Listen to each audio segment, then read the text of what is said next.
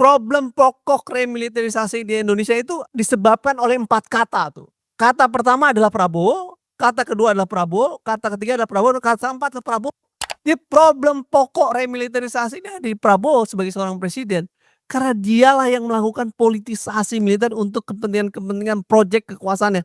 Secara telanjang di dalam pidatonya Prabowo menyatakan karena militer lahir dari rakyat dan untuk rakyat, ya kan gitu. Maka militer digunakan untuk kepentingan-kepentingan bukan hanya pertahanan tapi mensukseskan pembangunan dan lain sebagainya. Pertama, pidato Prabowo itu akhirnya menjadi jalan untuk masuknya proses remiliterisasi. Kedua, pidato itu jelas melanggar konstitusi karena di konstitusi Indonesia tugas militer bukan sebagai alat pembangunan tapi sebagai alat pertahanan tuh. Jadi pidato itu menunjukkan Pak Presiden tidak memahami konstitusi. Realitas proses remiliterisasi atau masuknya militer ke dalam ruang-ruang kehidupan sosial politik ini sudah sangat memprihatinkan gitu, dan mengkhawatirkan bagi kehidupan demokrasi politik hukum kita gitu. Masuknya militer ke semua wilayah sendi-sendi kehidupan sipil, MBG, Koperasi Merah Putih, ngurusin beasiswa, pelatihan dasar kemiliteran, pembangunan struktur teritorial, penanganan terlibatan dalam penegakan hukum kayak menangani narkoba, lalu kemudian semua hal-hal lainnya itu menjadi sangat paradoks dalam kehidupan demokrasi kita. Dengan kata lain, penguatan remiliterisasi ini sebenarnya mencerminkan rezim politik yang otokratik gitu loh. Nah, situasi ini harus dilawan dan dihentikan karena kalau ini diteruskan maka kita hidup dalam bayang-bayang militer tuh di semua segi dan semua sektor. Nah, beberapa hal yang menjadi catatan dari proses remiliterisasi ini adalah pertama, ruang remiliterisasi ini terjadi dengan menabrak rambu-rambu hukum dan konstitusi.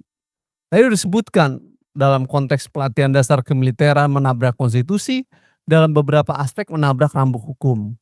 Misalkan penanganan dan pelibatan militer dalam menjaga rumah mantan Jampitsus dalam kasus dugaan TPPU. Itu jelas melanggar Undang-Undang TNI nomor tahun 2025 karena di dalam tugas operasi militer selain perang yang diatur di dalam pasal 7 ayat 3 nggak ada tuh tugas untuk mengamankan kejaksaan, tidak ada. Jadi pelibatan itu jelas melanggar Undang-Undang TNI. Walau katanya ada Perpres, tapi Perpres pun bertentangan dengan Undang-Undang TNI karena Undang-Undang lebih tinggi. Pembentukan batalion teritorial berapa tadi tuh 750 yang disampaikan tadi oleh teman-teman itu juga melanggar Undang-Undang TNI karena dalam penjelasan pasal 11 Undang-Undang TNI gelar dan postur kekuatan TNI itu tidak boleh mengikuti administrasi pemerintahan sipil, tidak boleh berpolitik. Nah, faktanya pengembangan ini mengikuti struktur administrasi pemerintahan sipil. Ada provinsi baru di Papua Barat, bangun Kotter. Ada provinsi baru di mana dibangun kemudian. Nggak bisa seperti itu karena berbeda antara struktur militer dengan struktur pemerintahan sipil. Pertanyaannya adalah kenapa ini terjadi? Karena rezim pemerintahan ini melihat persepsi ancaman itu lebih inward looking, nggak outward looking. Dia tidak melihat keluar tapi melihat ke dalam. Tadi disebutkan masyarakatlah yang dijadikan ancaman sebagai sebuah persepsi oleh negara sehingga bangunan kekuatan struktur teritorialnya struktur postur dan gelar kekuatannya ke dalam, nggak keluar. Negara-negara yang maju, modern, dia melihatnya keluar, eksternal. Kita nggak ke dalam. Akhirnya kekuatan angkatan darat diperkuat, batalion teritorial diperkuat. Yang itu jelas bertentangan dengan Undang-Undang TNI, khususnya pasal 11 Undang-Undang TNI. Jadi proses remiliterisasi ini jelas melanggar konstitusi dan melanggar undang-undang. Tapi diteruskan. Anehnya adalah Parlemen Komisi 1 diam. Itu sangat aneh. Padahal itu tugas Komisi 1 untuk mengkoreksi semua kekacauan ini yang terjadi dalam proses remiliterisasi. Udah banyak korban. 5 orang meninggal dalam latihan dasar kemiliteran untuk Koperasi Merah Putih. Udah banyak kasus Andri Yunus. Akibat militer masuk wilayah-wilayah ke dalam, akhirnya Andri Yunus dipersepsikan sebagai ancaman, terjadi kekerasan. Dengan peradilan, melalui peradilan militer yang sangat rendah sekali hukumannya dan lain sebagainya. Jadi proses remiliterisasi ini jelas memiliki persoalan serius buat kehidupan politik dan kebebasan kita, ya. Nah, yang berikutnya adalah problem militerisasi ini juga bukan hanya berdampak terhadap sektor pertahanan keamanan, te eh, terhadap politik dan hukum, tapi juga berdampak terhadap sektor pertahanan. Apa akibatnya dari proses remiliterisasi ini? Dampak pertama adalah profesionalisme militer jelas jelas akan mengalami pengurangan kapasitas. Karena tentara yang tadinya dilatih dan dididik untuk perang, dipersiapkan untuk perang, latihan menembak dan lain sebagainya, akhirnya disuruh ngurusin dapur, ngurusin koperasi, ngurusin beasiswa. Akhirnya kapasitas dia yang harusnya tiap hari untuk latihan perang, latihan menembak, latihan-latihan lainnya menjadi berkurang. Jadi profesionalisme militer akan berkurang akibat dari proses remiliterisasi ini. Yang kedua adalah apa dampaknya? Maka sektor pertahanan akan semakin berkurang kekuatannya. Kenapa? Karena lebih banyak masuk sektor-sektor politik. Apa dampaknya? Ya persoalan-persoalan perbatasan menjadi sulit nggak bisa dijaga karena wilayah mereka lebih banyak ke wilayah non pertahanan bukan di wilayah tugas dan fungsi pertahanan. Jadi remiliterisasi berdampak terhadap pengurangan kapasitas menjaga kedaulatan dan pertahanan kita tuh. Itu yang kedua karena sibuk ngurusin tentang demonstrasi dan lain sebagainya. Yang ketiga adalah dampaknya juga menimbulkan beban anggaran untuk sektor pertahanan sendiri. Ya, sektor pertahanan kita tuh anggarannya mungkin 70% habis buat anggaran rutin, gaji, operasional dan 30% mungkin buat alutsista dan lain sebagainya. Ditambah pembangunan 750 berapa tuh, batalion teritorial dan komando teritorial, berapa banyak bengkak untuk anggaran rutin tuh. Pertanyaannya kita mau membangun kekuatannya kemana? Orang negara lain membangun kekuatan alutsista yang modern, prajurit yang sejahtera, ini kita dibangun struktur-struktur dengan jumlah pasukan-pasukan baru yang menurut saya jelas akan membebani anggaran sektor pertahanan.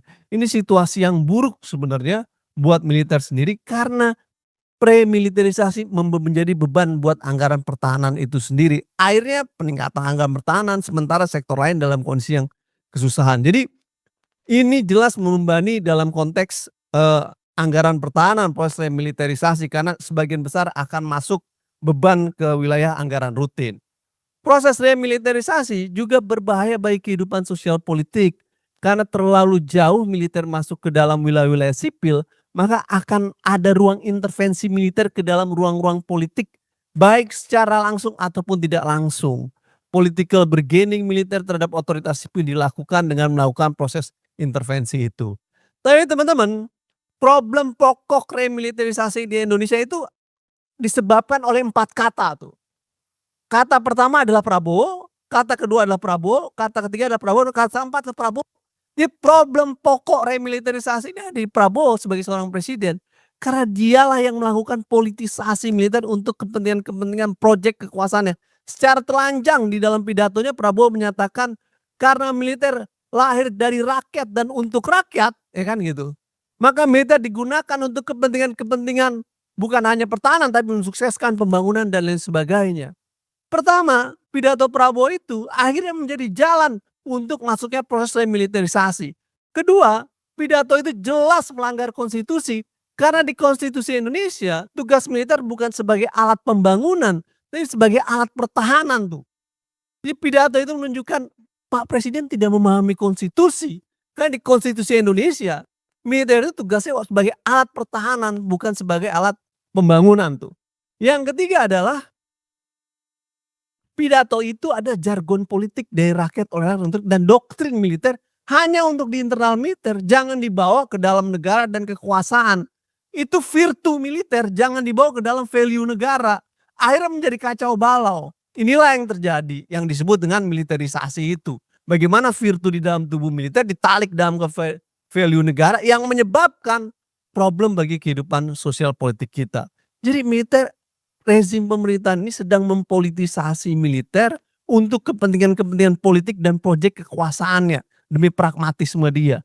Sialnya adalah ini tidak akan berhenti sampai politik 2029 nanti kalau kita tidak bergerak untuk menyelamatkan tidak. Kenapa? Karena potensi penggunaan militer untuk kepentingan politik elektoral 2029 sangat tinggi. Dan kita ingat pada era pemerintahan Orde Baru 32 tahun, rezim pemerintahan Soeharto mempolitisasi militer untuk kepentingan politik pemenangan pemilu pada era tersebut, dalam kerangka memenangkan Soeharto pada era tersebut. Nah, ini akan potensial lagi terjadi di 2029 kalau kita tidak meneriakkan dan menyatakan stop proses remiliterisasi, karena proses ini akan berdampak terhadap kehidupan sosial politik kita gitu. Dan yang keempat, jargon yang disampaikan Pak Presiden bahwa daerah kita orang memakai tentara untuk membangun hubungan non pertahanan itu salah dan keliru. Dalam demokrasi seharusnya tugas dan fungsi militer dilihat ke konstitusi dan undang-undang, bukan berdasarkan dari rakyat dan oleh rakyat untuk rakyat. Walaupun itu jargon dan doktrin yang sebenarnya tidak pas untuk dalam konteks negara demokrasi, tapi secara prinsipil dia nggak bisa itu. Apa fungsi militer dilihat konstitusi, apa fungsinya dalam undang-undang dilihat dalam undang-undang sebagai alat pertahanan negara. Nggak bisa dijadikan sebagai sebuah jargon lalu kemudian militer bisa masuk ke wilayah mana aja, itu berbahaya loh. Suatu saat mereka bisa masuk wilayah politik, masuk langsung menjadi ngambil dalam ruang-ruang politik kekuasaan. Jadi lagi-lagi problem pokoknya adalah presiden melakukan politisasi terhadap militer sehingga terjadi proses remiliterisasi dan kehidupan demokrasi menjadi tidak sehat, bahkan sektor pertahanan kita akan menjadi melemah, profesionalisme militer melemah karena militer ngurusin bukan tugas fungsinya sebagai alat pertahanan negara. Ini soal serius buat kita dan buat militer itu sendiri. Terima kasih.